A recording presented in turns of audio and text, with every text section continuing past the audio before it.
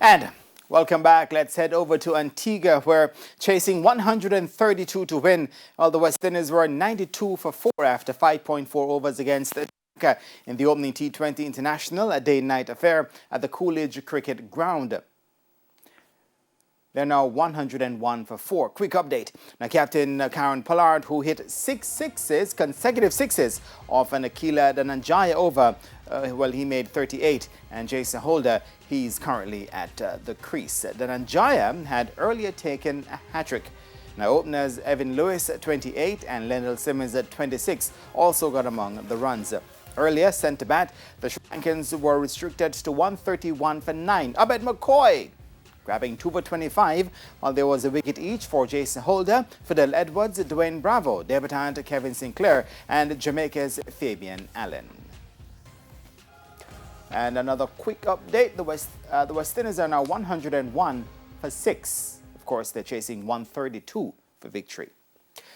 Meanwhile, Chris Gayle, the universe boss, as Jamaican cricket is in need of restructuring and that he stands ready to assist.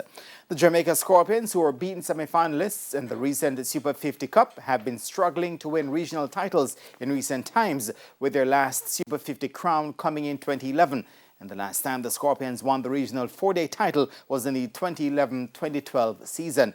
While not suggesting he would make a comeback with the Scorpions, Gayle says a lot needs to be done to prevent a loss of talent.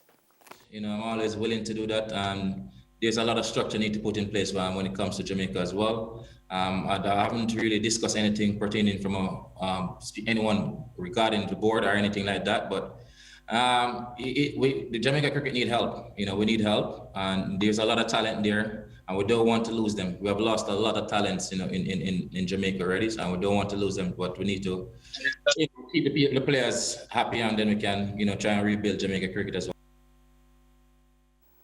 Meanwhile, former Cricket West Indies president, Jamaican Dave Cameron, says that the current Ricky Skerritt-led administration is at fault for several senior players declining to tour Bangladesh in January.